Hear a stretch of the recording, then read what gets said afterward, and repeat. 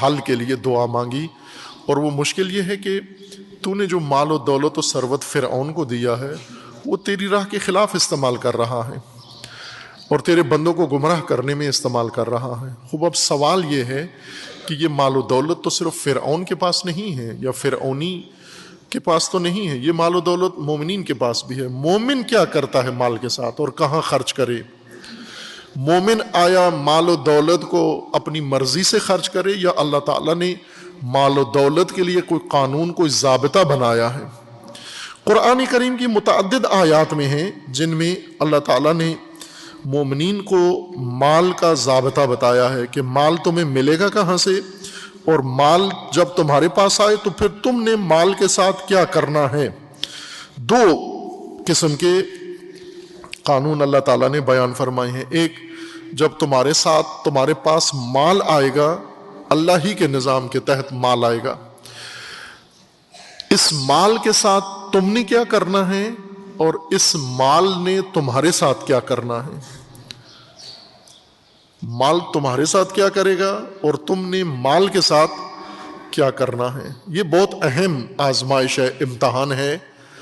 مال اللہ تعالیٰ جب دیتا ہے کسی کو، جب لیتا ہے تو بھی ایک آزمائش ہے، جب مال دے دیتا ہے تو بھی ایک سخت آزمائش ہے کہ اس شخص نے مال کے ساتھ کیا کرنا ہے اور مال نے اس شخص کے ساتھ کیا کرنا ہے۔ دونوں مثالیں موجود ہیں۔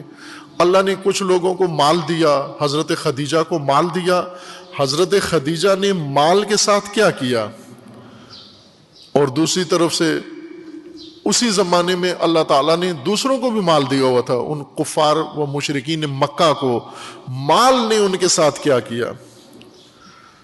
آپ جب مال کے ساتھ وہ عمل نہیں کرو گے جو اللہ نے مقرر کیا ہے تو مال تمہارے ساتھ وہ عمل کرے گا جو مال کو حکم ہے۔ مال کو بھی حکم ہے کہ یہ جو گدھا ہے جس نے تجھے اٹھایا ہوا ہے سر پہ اور مال کا حمال ہے، اسے جا کے ایسی جگہ پہ پھینک کہ جہاں سے یہ آخرت تک بھی، قیامت تک بھی خیر کا منہ نہ دیکھ سکے۔ مال کے ذریعے سے ہی ایسا ہوتا ہے انسان کے ساتھ۔ مال کے لیے اللہ تعالیٰ نے مکمل نظام بنایا ہے۔ مال لازمی ہے تمہاری زندگی کے لیے، مال کے بغیر زندگی نہیں گزرنی۔ مال بنیاد ہے، مال آپ کی اجتماعی اور اقتصادی حیات میں، تمہاری مادی زندگی میں، تمہاری زمینی زندگی میں مال بنیادی حیثیت رکھتا ہے۔ مال کا متبادل کچھ بھی نہیں ہے۔ یوں نہیں ہے کہ مال چھوڑ دو تقویٰ لے لو، تقویٰ مال والا کام نہیں کرتا، تقویٰ اپنا اثر دکھاتا ہے، مال کا اپنا اثر ہے۔ اگر آپ انسان کے جسم سے خون نکال کے تقویٰ ڈال دیں تو خون کی جگہ تو تقویٰ نہیں لیتا۔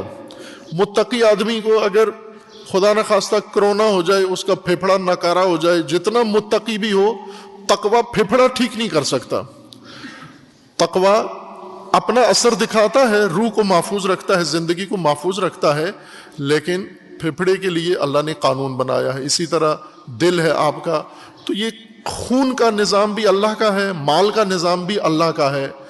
مال معاشرے میں خون کی حیثیت رکھتا ہے، اور مال کی اللہ تعالیٰ نے جو اہمیت بتائی ہے اور جس طرح اس کی حکم دیا ہے، تدبیر بتائی ہے کہ مال کو کس طرح کمانا ہے، کس طرح اس کو آگے چلانا ہے، کس طرح گردش میں رکھنا ہے، کس طرح خرچ کرنا ہے۔ جہاں بھی مال آیا ہے ساتھ انفاق ضرور آیا ہے۔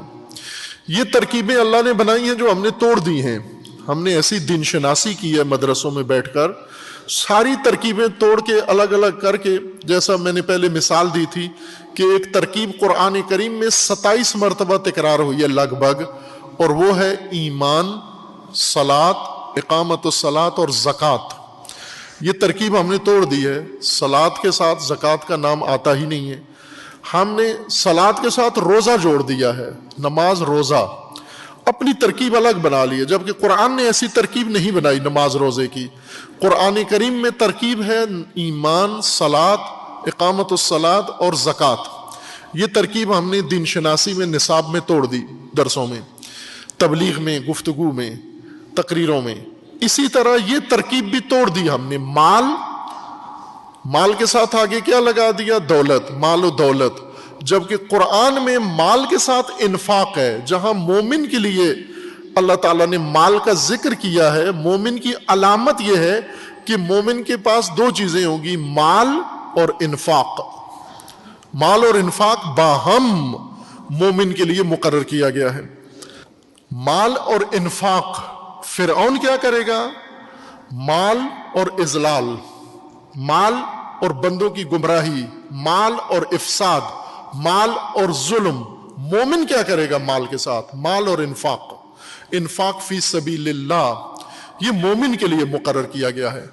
اب انسان بیچ میں چالاکی دکھائی ہے کہ مال لے لیا، نام اپنا مومن رکھا، اور مال کا استعمال فرعونی کر رہا ہے اور اپنے آپ کو مومن بھی سمجھتا ہے. مومن اس وقت ہوتا ہے جب مال کے ساتھ انفاق ہو. مال کی جوڑی انفاق ہے. جو ہم نے مال دیا ہے مومن اس کو راہ خدا میں خرچ کرتا ہے، انفاق کرتا ہے. انفاق کو کھولنے کی ضرورت ہے، انشاءاللہ کسی باس میں اس کو وضاحت کریں گے انشاءاللہ. اللہ تعالی ہمیں صحیح فہم دین کی توفیق عطا فرمائے اور پروردگار ہمیں اس پر عمل کرنے کی توفیق عنایت فرمائے. اعوذ باللہ من الشیطان الرجیم، بسم اللہ الرحمن الرحیم. انا اعطیناک الکوثر فصل لربک وانحر ان شانئک هو الابتر.